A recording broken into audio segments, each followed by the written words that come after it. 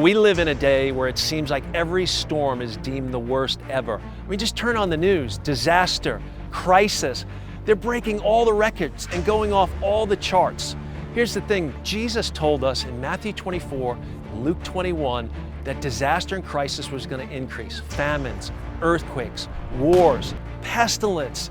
That could be really discouraging. You know, we don't get to pick and choose when disaster strikes, but we can choose how we're going to respond. Crisis Response International coming here to our home where we're perfect strangers to them and embracing and helping us and easing the shock, the pain of what we're all going through on some levels is almost beyond describing. We've been training and mobilizing people just like you and churches around the nation to go into people's darkest hour and bring God's hope, bring God's love and His power into the midst of these situations and establish the kingdom here on earth. They knew we had a need. It was so obvious. There was stuff everywhere.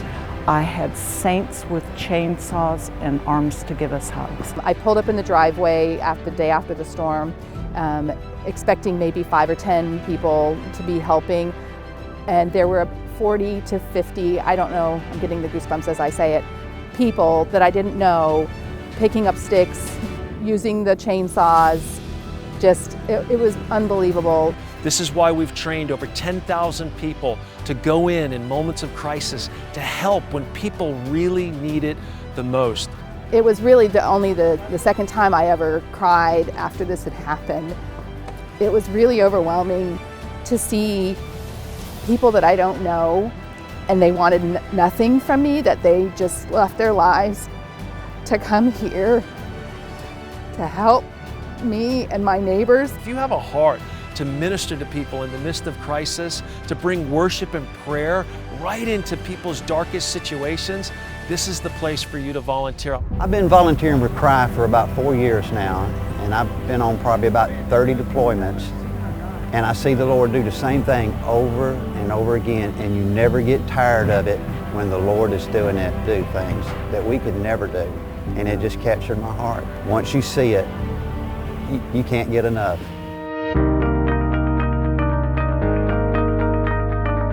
Here's the 3 ways that you can get involved. Train, give, or go. You can go online right now and get trained and certified as a crisis responder with us in under 10 hours online.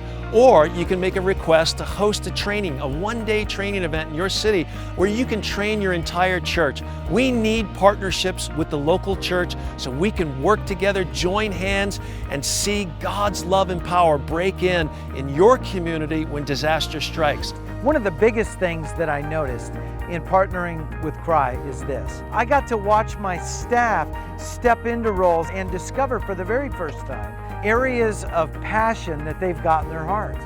It's powerful. We have been blessed by the partnership with Crisis Response International. We are so thankful that the Lord brought them here. The other way you can help is to give. You can go online right now or on your smartphone.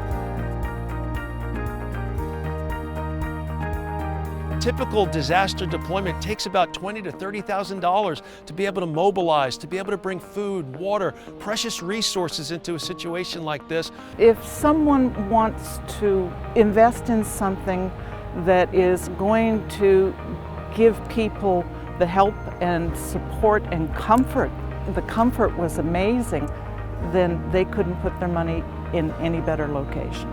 Any donations that they get to help them do this work it's indescribable. That these people who don't ask anything from you just want to help and just want to love and give hugs, it's a really great thing. If that's a valuable thing to people putting their money someplace, then they've hit the bonanza. Guys, I want to encourage you. You can do this. It's time to do something great. There's a world out there hurting, especially when crisis strikes. I want to just say thank you so much to all of you for your support, for your encouragement, and for joining in to reach the harvest in the midst of crisis.